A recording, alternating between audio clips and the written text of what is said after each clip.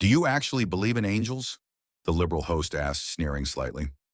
The audience chuckled. The panelists smirked.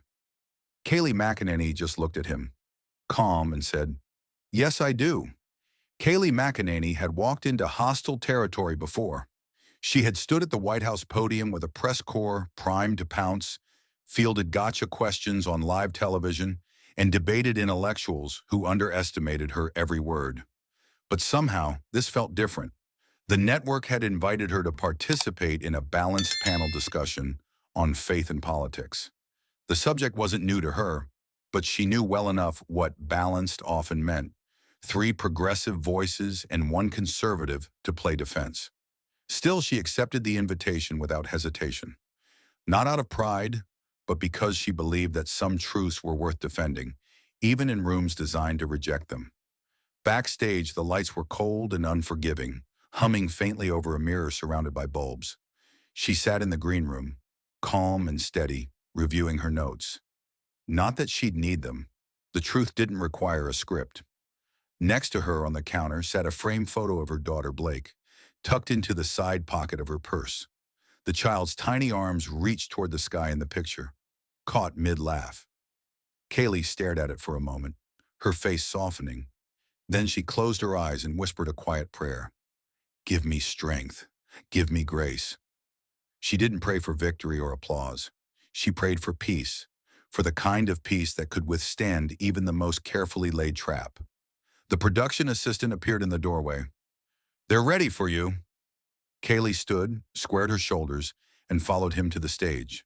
The studio was dressed in sleek minimalism: cool blue lights, digital backdrops, a polished round table surrounded by four chairs. Across from her sat Daniel Shore, a longtime network host known for his sharp tongue and even sharper smirk.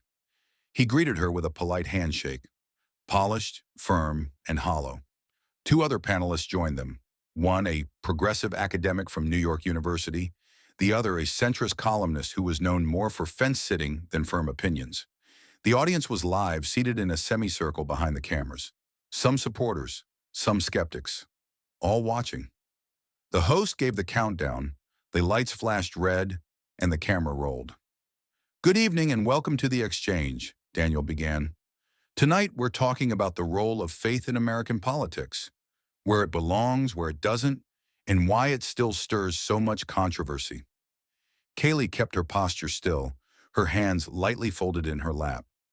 The first few questions were harmless, framing, soft jabs, nothing unexpected. She responded with her usual clarity, threading conviction with calmness, never taking the bait. But then the tone shifted. Daniel leaned forward, clasping his hands together like he was preparing for the kill. "Kayleigh," he said with a smile that didn't reach his eyes, "you've often spoken about how your faith influences your work. I think our viewers would love to understand. When you say you rely on your faith, what exactly do you mean?" She didn't flinch. "I mean that my decisions are guided by something greater than politics, by principles rooted in Scripture, in compassion, truth, and the conviction that we are not alone in this world." Daniel tilted his head. "But you're a Harvard law graduate, highly educated, accomplished. You're not naive." He chuckled, glancing at the audience for effect. "Do you seriously believe in things like miracles? Angels? I mean, come on. This is 2025.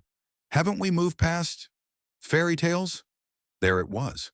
The condescension dressed as curiosity. The smug chuckle meant to isolate her, to reduce belief to something childish and embarrassing. The crowd reacted with uneasy laughter. A few heads turned.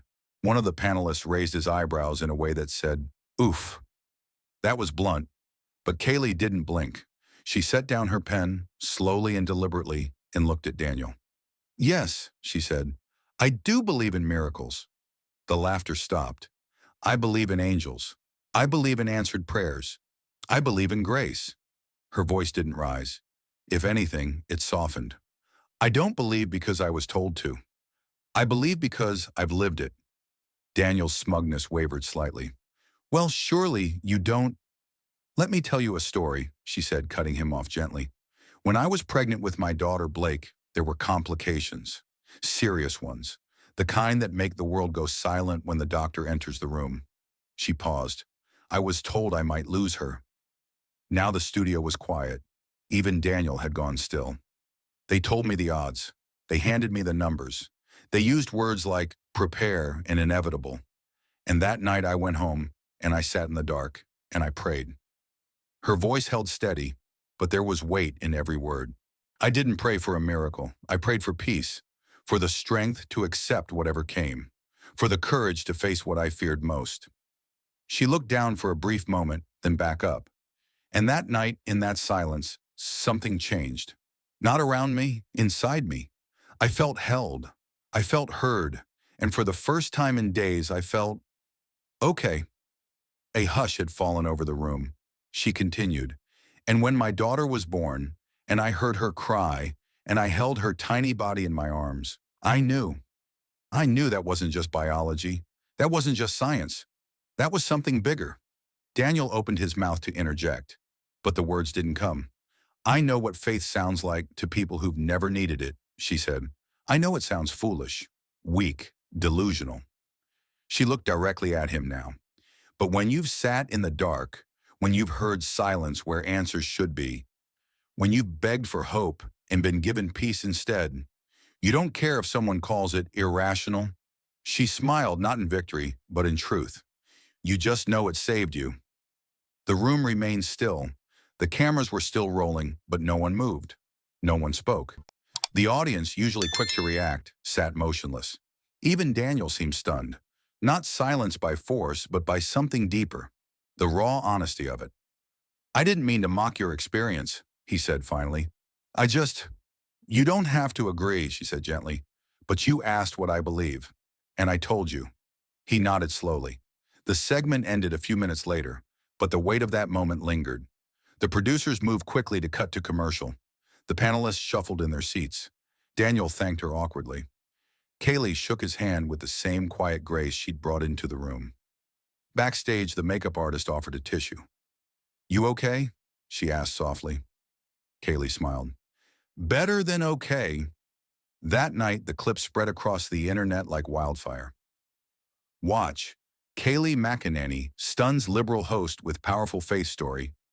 She was mocked for her beliefs. What she said next left everyone speechless. Conservative sites hailed it as a masterclass in composure. Even liberal commentators known for their biting sarcasm shared the clip with surprising respect. One progressive writer tweeted, "We may not share her faith, but that was the most honest thing I've seen on TV in a long time." The next day, Daniel Shore posted a brief statement.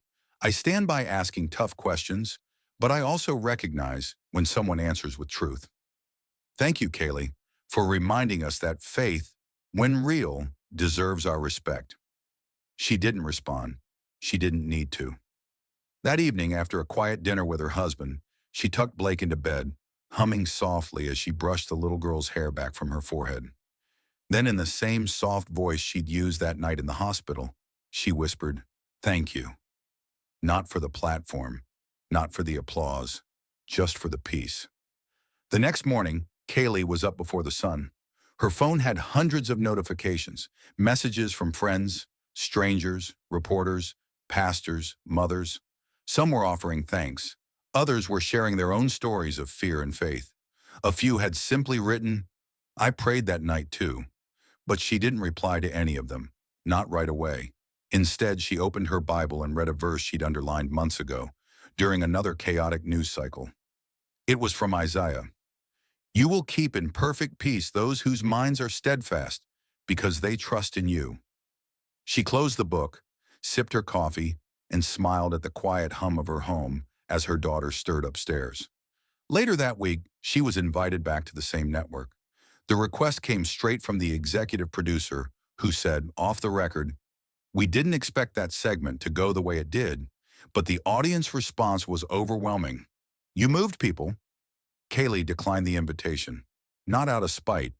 She just didn't feel the need to repeat what had already been said. The clip had now surpassed 1 million views. Editorials were being written. Debates were springing up in morning news cycles, radio shows, and college classrooms. But Kayleigh had no interest in headlines or ratings. She'd said what needed to be said. not for the cameras, for her daughter, for anyone who had ever been made to feel foolish for holding on to something sacred.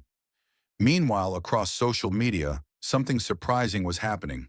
People who had once mocked her, who had labeled her as nothing more than a partisan mouthpiece, began to view her differently.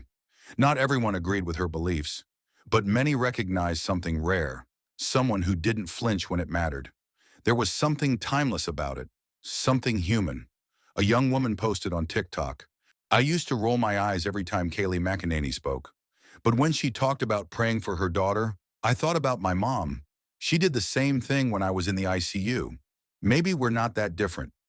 A college professor, known for his critiques of public religion, wrote in a blog, "I teach critical thinking. I value logic and reason.